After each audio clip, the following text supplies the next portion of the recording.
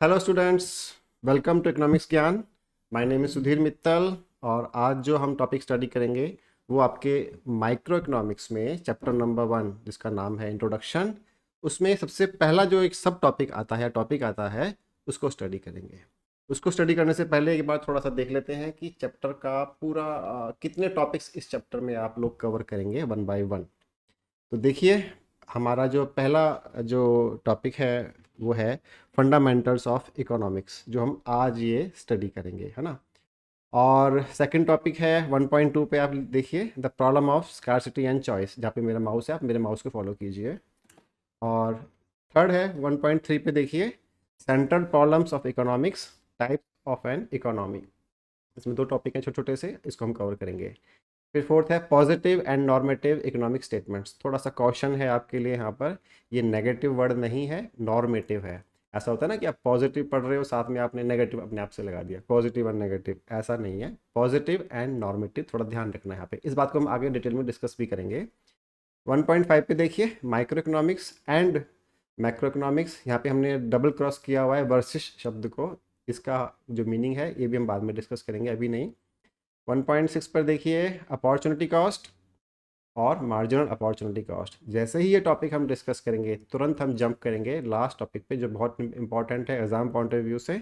उसका नाम है प्रोडक्शन पॉसिबिलिटी कर्व। तो ये आपका लिस्ट हो गया, और ये लिस्ट पूरा चैप्टर 1 में जितने भी कंटेंट है उन सबका लिस्ट है। आज जो हम स्टडी करेंगे वो आपका ये वाला पॉइंट है जिसमें हम एरो दिखा रहे हैं, फंडामेंटल ऑफ इकोनॉमिक्स। ठीक है, chapter 1 topic 1.1 fundamental of economics. अब देखिए यहाँ पर सबसे पहले जब हम कोई भी नया टॉपिक शुरू करते हैं, टॉपिक का नाम सामने आता है। तो अभी हमारे टॉपिक का नाम है इकोनॉमिक्स। ध्यान देने की बात यहाँ पे ये है कि हम यहाँ पे अभी माइक्रो इकोनॉमिक्स डिस्कस नहीं कर रहे हैं, हम यहाँ पर अभी इकोनॉमिक्स डिस्कस कर रहे हैं। इकोनॉमिक्स के अंदर दो चीज़ें आती हैं, माइक्रो इकोनॉमिक्स और मैक्रो इकोनॉमिक्स। अभी हम उस पॉइंट पे नहीं जा रहे, उस साइड पे नहीं जा रहे, केवल अभी हम इकोनॉमिक्स शब्द को डिस्कस कर रहे हैं। तो ये एक क्वेश्चन आता है कि ये वर्ड कहाँ से आया जी इंग्लिश में, ये वर्ड कहाँ से आया इकोनॉमिक्स। तो इकोनॉमिक्स का वर्ड आया ग्रीक वर्ड से। एक ग्रीक लैंग्वेज होती है, इटली में बोली जाती है, और एक लैटिन लैंग्वेज होती है। तो आप कंफ्यूज ना करें, मैंने देखा है कुछ स्टूडेंट्स क्या करते हैं कि दे राइट के economics word has come from Latin language. ऐसा नहीं है, the economics word has come from Greek language, and Greek and Latin are two different languages. आपको कंफ्यूज नहीं होना है, आपको ग्रीक लैंग्वेज मेंशन यहाँ पे करनी है। तो ग्रीक लैंग्वेज में दो वर्ड होते हैं, कौन कौन से। एक होता है ओइकोस, देखिए यहाँ पे आने वाला है, हाँ yes, this is oikos and this is the other one is nemein. Oikos का मतलब क्या है, हाउस होल्ड। हाउस होल्ड का मतलब क्या होता है, गृहस्थ, यानी कि घर। जिस जिस घर में आप रहते हैं वो एक पूरी यूनिट है, उस घर में कुछ मेंबर्स हैं, एक बिल्डिंग है, लैंड है, उस घर में कुछ इनकम आती है हर महीने, उस घर में खूब खूब सारे खर्चे होते हैं। ये पूरा एक जो सिस्टम है, एक एक यूनिट है, घर जिसको कहते हैं, उसको हम लोग हाउस होल्ड कहते हैं इंग्लिश में, और ग्रीक में इसको बोला जाता है ऑइकोस। सेकंड जो इसका पार्ट है नीमीन, नीमीन का मतलब है मैनेजमेंट। मैनेजमेंट मतलब हम उस हाउस होल्ड को, उस गृहस्थ को, उस घर को मैनेज करना चाह रहे हैं कि उसमें कैसे कैसे इनकम आएगी, कैसे कैसे हम खर्चा करेंगे, किस तरह से हम उसमें चीज़ों को प्रायोरिटाइज करेंगे कि पहले हमको क्या खरीदना है, बाद में क्या खरीदना है, कौन सा अर्जेंट है, कौन सा हम पोस्टपोन कर सकते हैं, वगैरह वगैरह। तो ये जो दो शब्द हैं, ऑइकॉस और नीमिन, ऑइकॉस और नीमिन को मिलाया ग्रीक में, तब जो वहाँ पे वर्ड बना उसका कन्वर्ट होके इंग्लिश में वर्ड आया जिसको हम कहते हैं इकोनॉमिक्स। इंग्लिश में हम लोग इसको कहते हैं इकोनॉमिक्स। तो ऑइकॉस और नीमिन शब्द आपको याद रखने हैं। और जो ये वाला बात है कि जो ग्रीक वर्ड है, ये तो आपको बात याद रखनी कि ग्रीक लैंग्वेज का ये शब्द है, दोनों ऑइकॉस और नीमिन। ठीक है, साथ में एक चीज़ और डिस्कस करते हैं। यहाँ पे कुछ वर्ड्स हैं जो आपस में मिलते जुलते लगते हैं, तो आप कभी कंफ्यूज ना हो। पहला वर्ड है हमारा इकोनॉमी। इकोनॉमी अर्थव्यवस्था, भारत की अर्थव्यवस्था कहते हैं ना हिंदी में, भारत की अर्थव्यवस्था। तो Indian economy, American economy, British economy, अलग अलग कंट्री की अलग अलग इकोनॉमी है। पूरे वर्ल्ड की बात करें तो इंटरनेशनल इकोनॉमी ऐसे भी होता है। तो इकोनॉमी का मतलब है अर्थव्यवस्था। फिर है इकोनॉमिक, दूसरा पॉइंट क्या आया, इकोनॉमिक। वैसे तो इकोनॉमिक वर्ड देखिए क्या लिखा हुआ है, रिलेटेड टू इकोनॉमी, यानी कि अर्थव्यवस्था से संबंधित। जो भी हम बातें करेंगे उन सब मैटर को हमें एक कैटेगरी में डाल दिया जिसका नाम हमने रखा इकोनॉमिक, यानी कि economic matters, economic conditions, economic situations, economic pressures, इस तरह से हम लोग आगे डिस्कस करेंगे इसको, है ना। तो एक इकोनॉमी वर्ड है और एक इकोनॉमिक वर्ड है। इकोनॉमी, इकोनॉमिक, फिर आया इकोनॉमिक्स। तो आपको पता ही है, आप पढ़ ही रहे हो इसको, तो आपके सब्जेक्ट का नाम ही है इकोनॉमिक्स 11th क्लास में, है ना। तो ये इसका हिंदी क्या हुआ, अर्थशास्त्र। यहाँ पे जो हम बार बार ये अर्थ वर्ड आ रहा है, अर्थ अर्थ अर्थ, है ना, तीनों में आ रहा है, मेरे माउस का फॉलो कीजिएगा।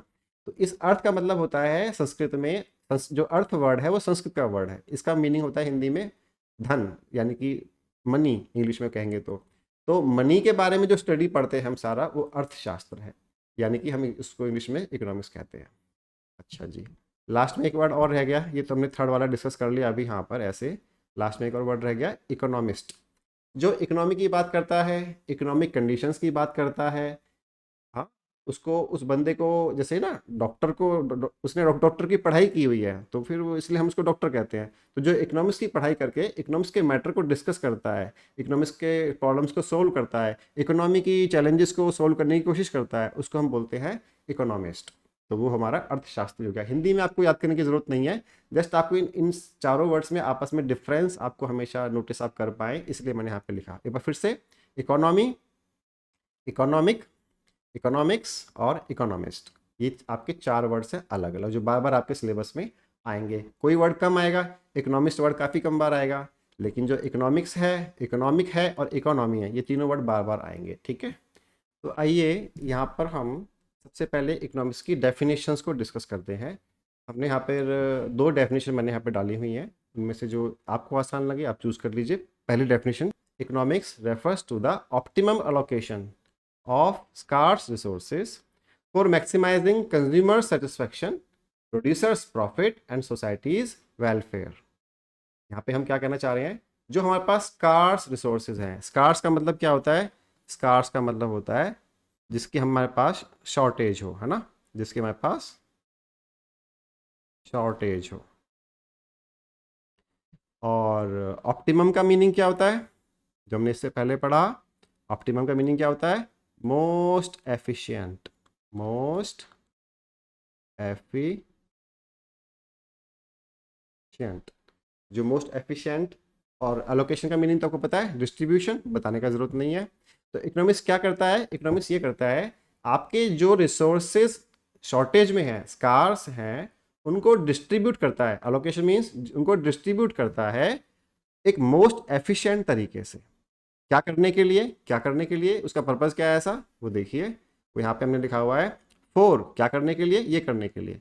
मैक्सिमाइज करना चाहता है वो, क्या, एक तो करना चाहता है कंज्यूमर का सेटिस्फेक्शन, जो कंज्यूमर को सेटिस्फेक्शन मिलता है परचेज करने से, कंज्यूम करने से, उसके सेटिस्फेक्शन को वो मैक्सिमाइज करना चाहता है।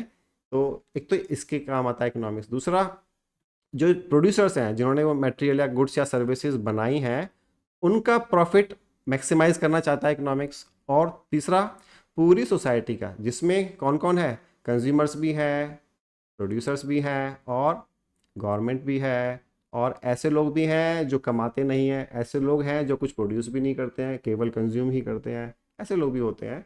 तो वो सब मिला के जो सोसाइटी बनी, उन सबका वेलफेयर कैसे मैक्सिमम होगा, उन सबका जो फ़ायदा है वो कैसे मैक्सिमम होगा, इन सब बातों को डिस्कस करने का जो काम है वो इकोनॉमिक्स का है।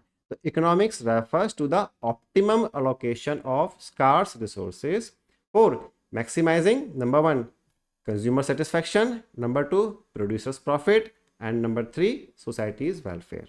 तो ये जो तीन चीज़ें हैं बेसिकली, कौन कौन सी, देखो इसका पर्पज़ क्या है हमारे इकोनॉमिक्स पढ़ने का, ये तो है 1 कंज्यूमर सेटिस्फैक्शन, ये है 2 प्रोड्यूसर प्रॉफिट, और ये है हमारा 3 सोसाइटीज़ वेलफेयर। ठीक है, आया समझ में। तो आपको ये डेफिनेशन एज इट इज़ याद रखनी है बिना वर्ड्स को चेंज किए।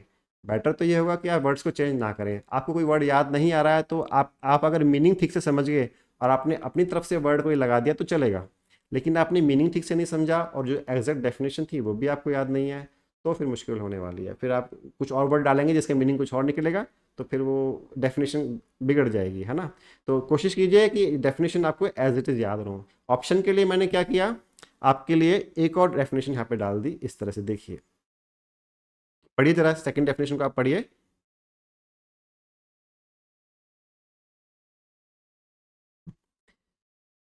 Economics is a social science. Economics क्या है? सोशल साइंस है जो डील करती है किसमें, कि कोई भी society, how a society uses it's limited resources. अब देखो हम लोग यहाँ पे जो यहाँ पे था ना, देखिए इधर जो हम लोग इसको स्कार्स रिसोर्स बोले या हम इसको लिमिटेड रिसोर्स बोले, इसको एक ही बात है, शॉर्टेज में हो या लिमिटेड हो, बात एक ही है। तो कोई सोसाइटी अपने रिसोर्सेज को, लिमिटेड रिसोर्सेज को कैसे यूज़ करे, और यूज़ भी रिसोर्सेज भी कैसे, ऐसे रिसोर्सेज जिनका अल्टरनेटिव यूज़ पॉसिबल है। आपको मैं एक एग्जांपल देके समझाऊंगा, अभी आपको बहुत अच्छे समझ में आएगा। देखिए जिसका अल्टरनेटिव यूजेस है ना, for satisfying the unlimited human bonds.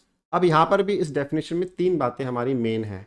अगर आप देखेंगे, देखिए ये वाला, ये है first limited resources, number two alternative uses, number three unlimited human bonds. इसका मीनिंग समझिए आप ठीक से।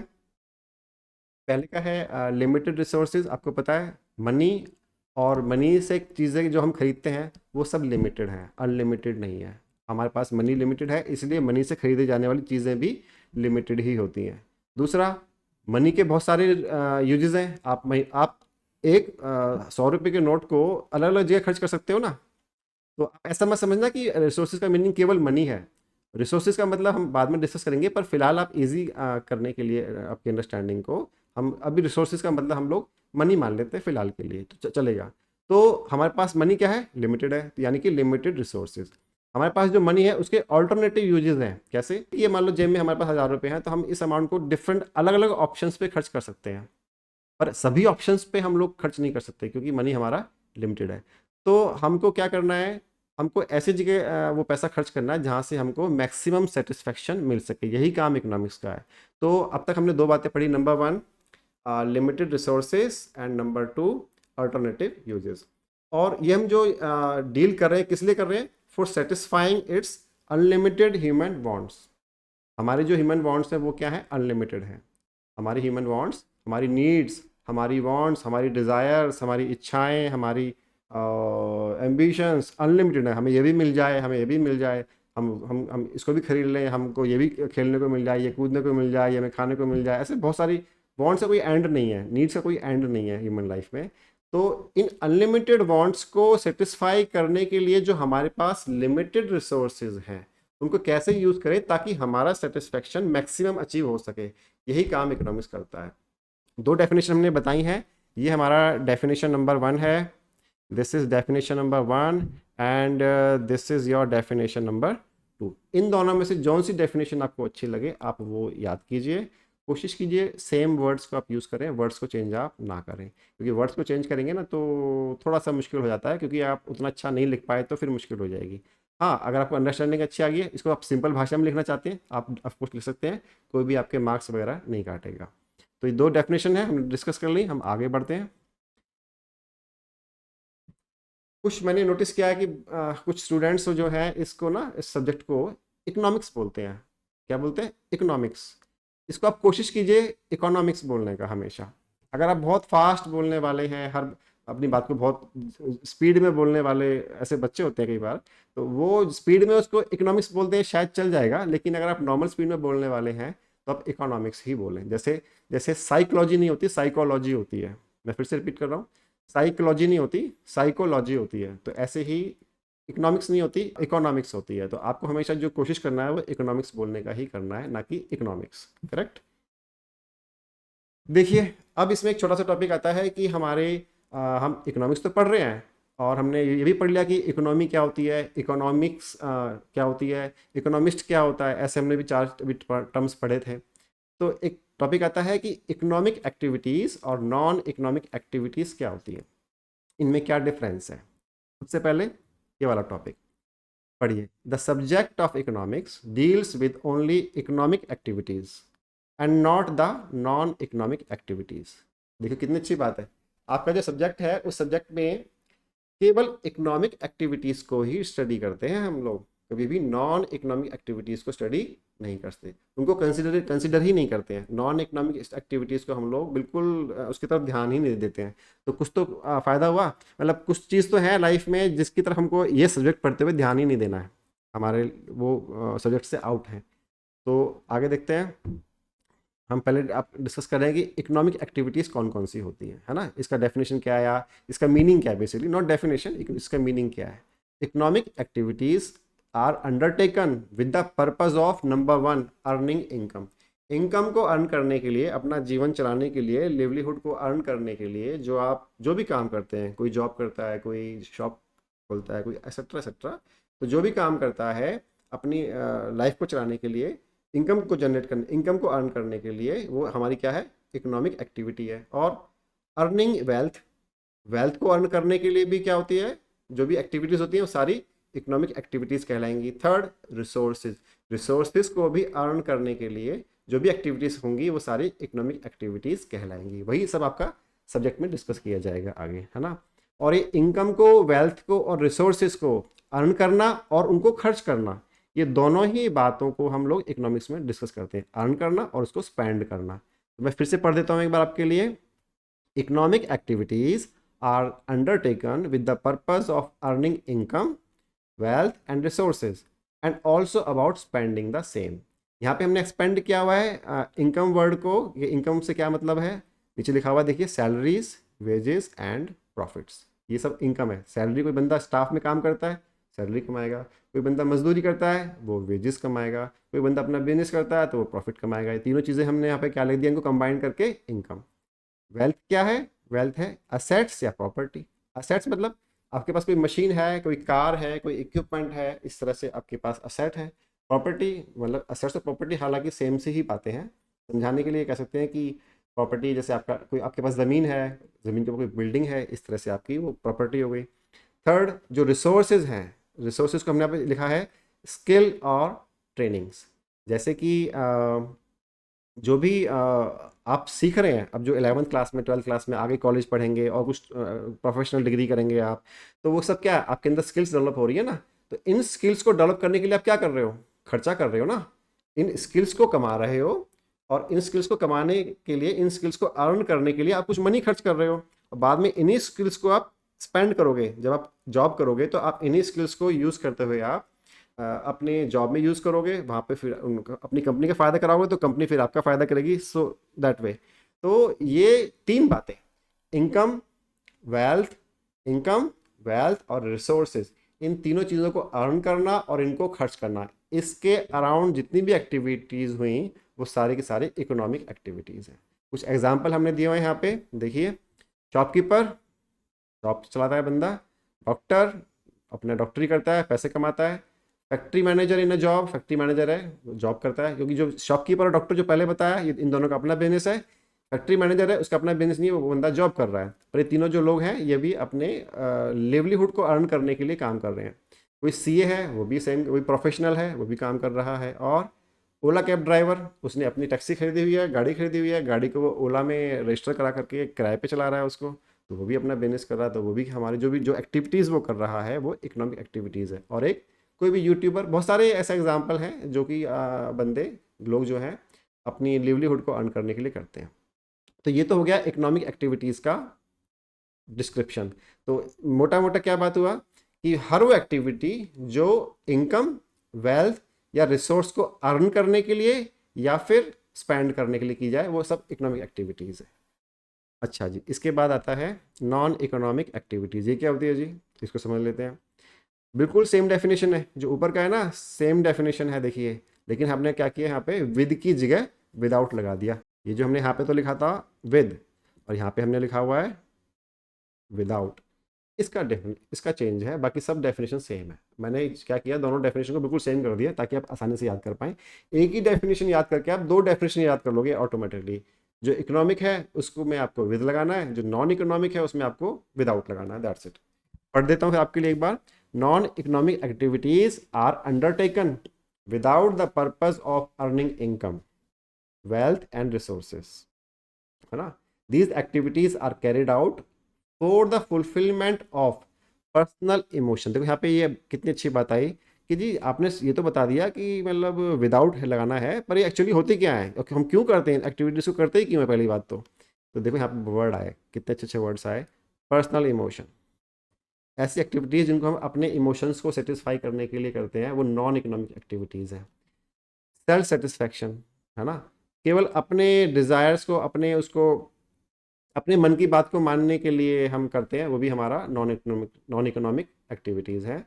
और human sentiments, this is are human sentiments, yes, human sentiments, वही बात है, एक मतलब इमोशंस हो, साइकोलॉजी हो, सेल्फ सेटिस्फेक्शन की नीड हो, इन सब की बातों को करने के लिए जो हम एक्टिविटीज़ करते हैं वो नॉन इकोनॉमिक एक्टिविटीज़ हैं। इन एक्टिविटीज़ को कभी भी इकोनॉमिक्स में ना तो पढ़ा जाता है, ना कभी कंसिडर किया जाता है। इसका एग्जाम्पल क्या है, देखिए ये बहुत अच्छे एग्जाम्पल है, और ये एग्जाम्पल आपके पास, आपको ना बार बार एग्जाम में पूछे जाएंगे कि ये बताओ कि ये इकोनॉमिक है कि नॉन इकोनॉमिक है, इस तरह से तो आपको बताना पड़ेगा। देखिए क्या है पहला एग्जाम्पल, ग्रोइंग वेजिटेबल्स। आप अपने घर में, आपके पास कुछ ओपन स्पेस है, वहाँ पर आपने कुछ वेजिटेबल या फ्रूट्स उगाने शुरू कर दिए, तो आप खुद ही उनको उगा रहे हैं, ग्रो कर रहे हैं, और खुद ही उनको आप खा रहे हैं। तो हालांकि उनकी वर्थ है, मनी वर्थ है, अगर वो आप मार्केट से खरीदते तो पैसे खर्च करने पड़ते हैं आपको, तो आपने कुछ सेविंग्स किए हैं। लेकिन जो आपने ग्रो किया और जो आपने कंज्यूम किया अपने ही गार्डन से, वो इकोनॉमिक्स में काउंट नहीं होता, कहीं भी नहीं होता। तो ये हमारी नॉन इकोनॉमिक एक्टिविटीज़ कहलाती है। दूसरा देखिए, a mother's care for her child.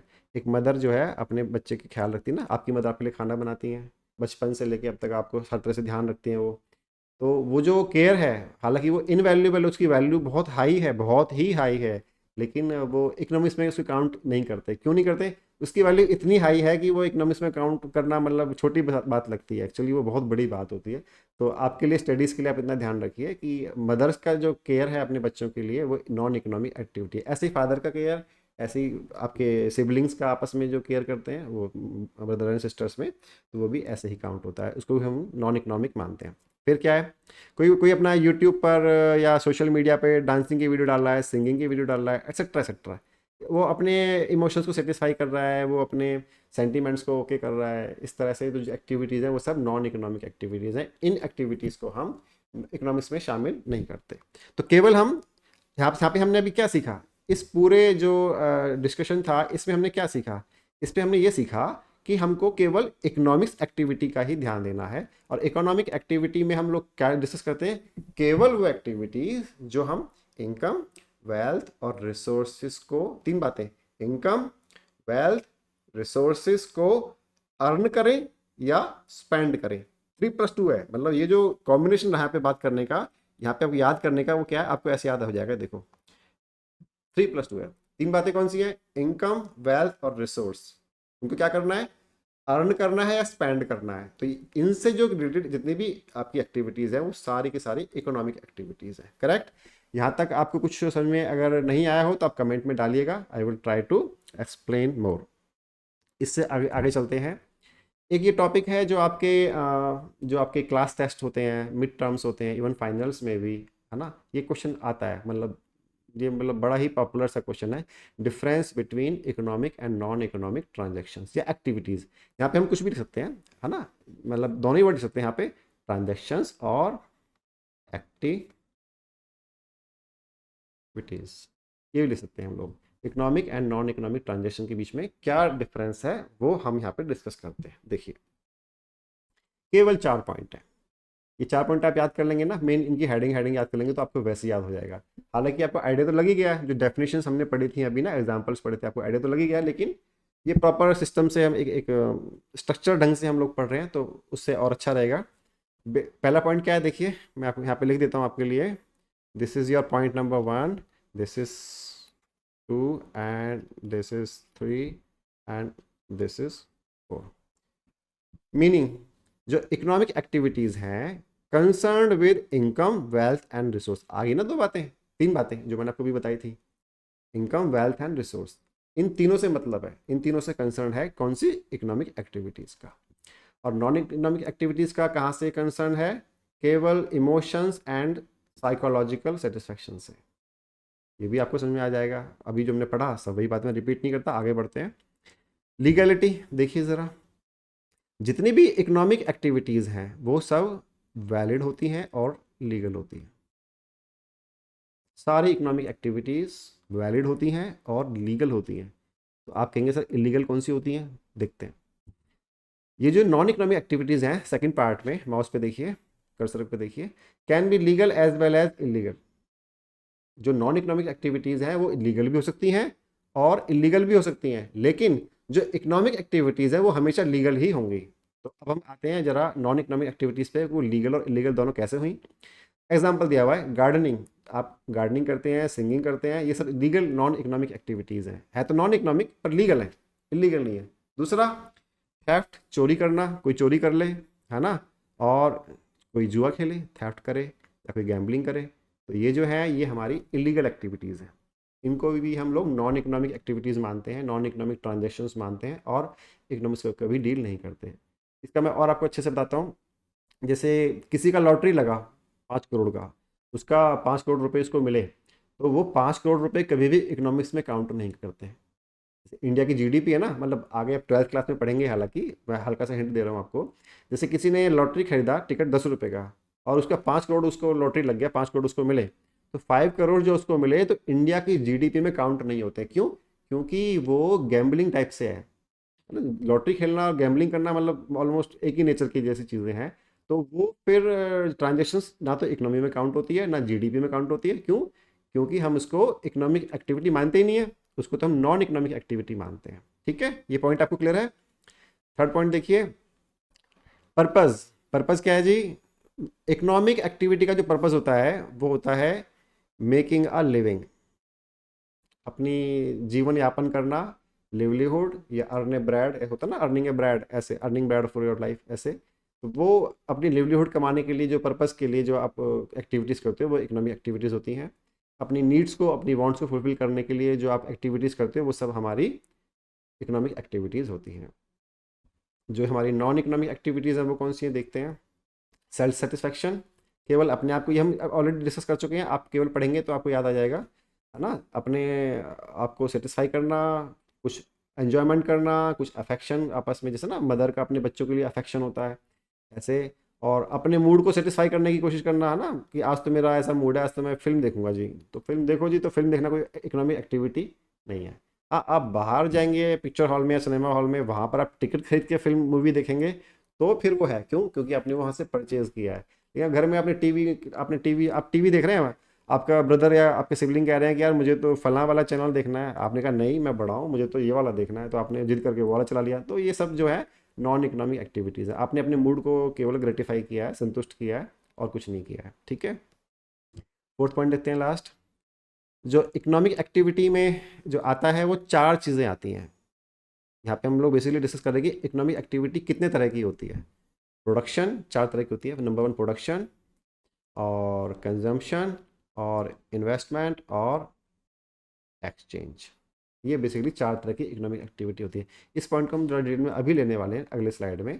आपके लिए यहाँ पे, आपको भी यहाँ पे एक चीज़ पकड़ के चलना चाहिए, मतलब जैसे होता है ना, अब मैं कुछ आपको बता रहा हूँ तो आपने एक पॉइंट मेरा कैच कर लिया, तो आपने अभी यहाँ पे एक पॉइंट कैच करना चाहिए आपको, कि अगर कोई पूछे कि टाइप्स ऑफ इकोनॉमिक एक्टिविटी बताइए, तो आपको एकदम से आना चाहिए 4 होती है, प्रोडक्शन, कंजम्पशन, इन्वेस्टमेंट, एक्सचेंज।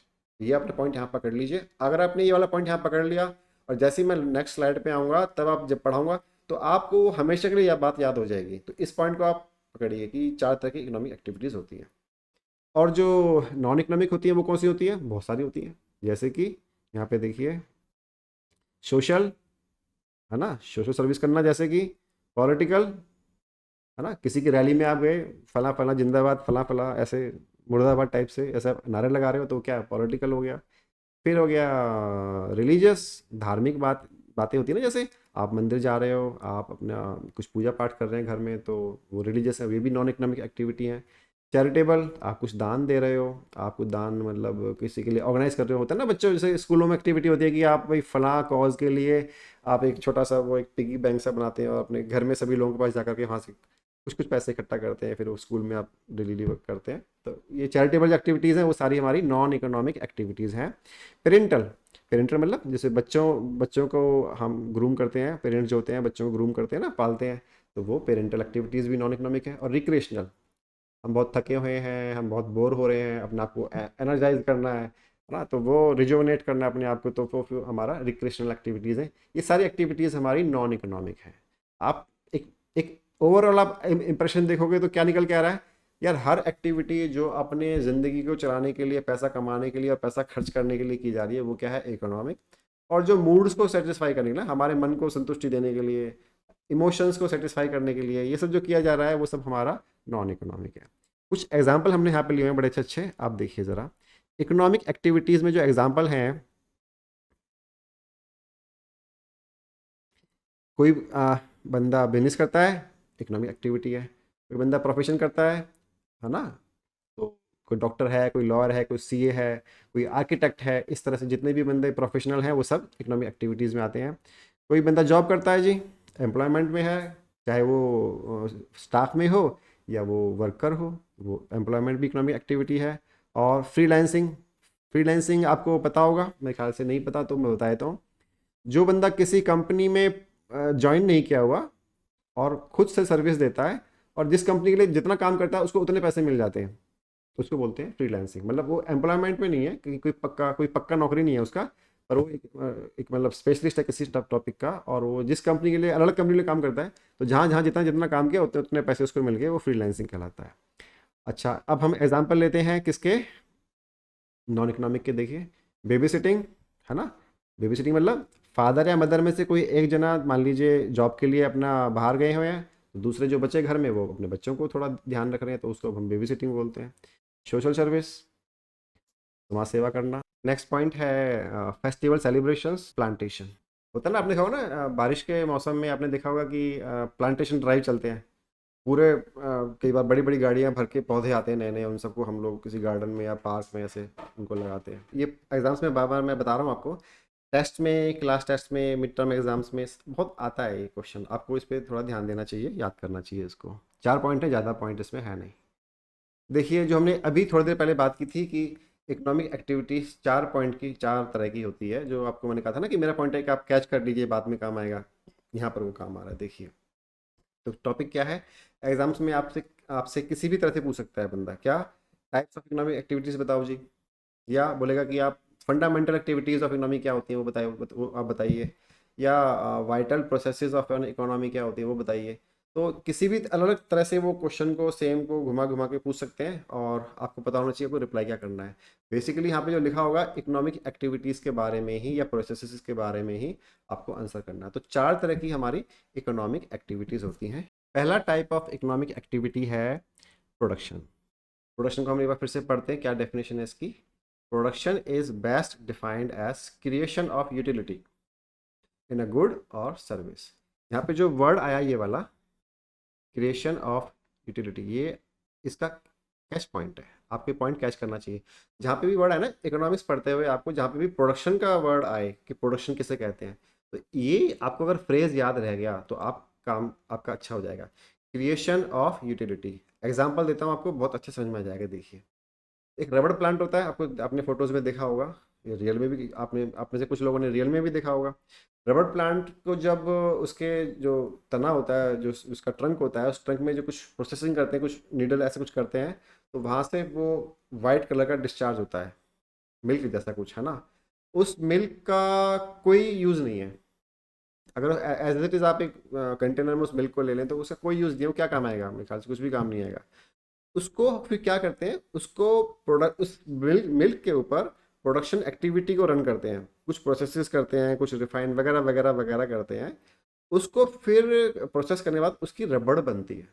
तो यानी कि हमने क्या किया, जो वो कंटेनर फुल ऑफ मिल्क था, रबड़ मिल्क, वेस्टेज था, कोई फ़ायदा नहीं था उसका, उसको हमने प्रोडक्शन प्रोसेस किया और उसमें एक यूटिलिटी जनरेट की, अब वो रबड़ बन गया।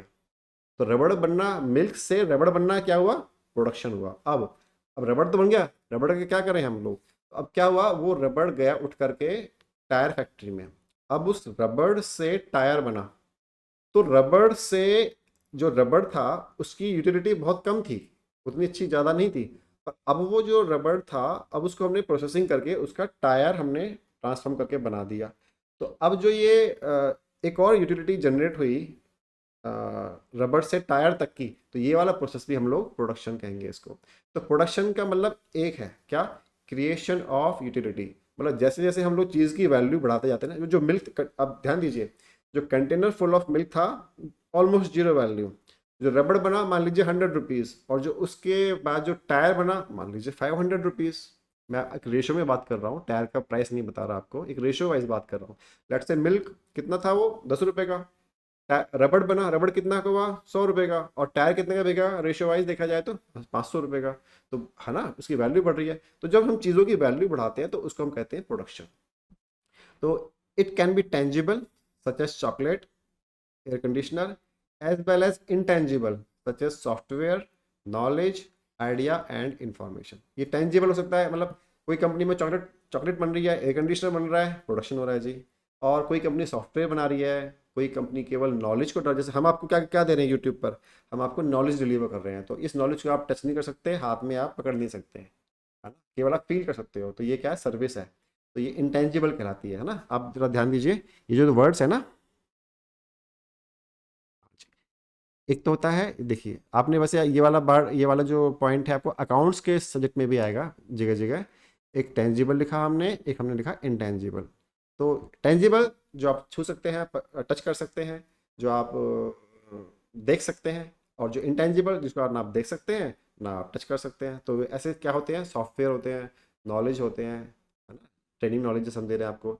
आइडिया, कोई आइडिया है किसी दिमाग में आ गया, कोई इन्फॉर्मेशन है ना। न्यूज़पेपर क्या है, अब न्यूज़पेपर क्या है, आप कहोगे सर न्यूज़पेपर को तो हम लोग देख सकते हैं, टच भी कर सकते हैं उसको। तो आप जो देख रहे हो, टच कर रहे हो, पेपर है, उसके ऊपर भी जो छपा हुआ इंक है, लेकिन जो लिखा हुआ है ना, जो इन्फॉर्मेशन है, वो इन्फॉर्मेशन को आप ना टच कर सकते हो ना आप देख सकते हो, वो उसको केवल आप फील कर सकते हो। तो वो क्या है, आपका सर्विस, इंटेंजिबल पार्ट हुआ। ठीक है ना। ये तो हो गया हमारा पहला इकोनॉमिक एक्टिविटी का टाइप। दूसरा टाइप क्या है जी, इन्वेस्टमेंट। कोई भी प्रोडक्शन करने के लिए आप क्या करोगे, पहले इन्वेस्ट करोगे ना, पैसे को लगाओगे कि ये मशीन खरीद लें, ये लैंड एंड बिल्डिंग खरीद लें, ये लोगों को हायर कर लें, इस तरह से आप चीज़ों को इकट्ठा करोगे, तब तब तो जाके प्रोडक्शन होगी। तो इन ये सब करने के लिए आपको क्या करना पड़ेगा, इन्वेस्टमेंट करना पड़ेगा। Spending your savings in the assets which help to, which, थोड़ा सा पे एरर है, स्पेलिंग मिस्टेक है, which help you to produce, जो आपको प्रोडक्शन करने में हेल्प करे।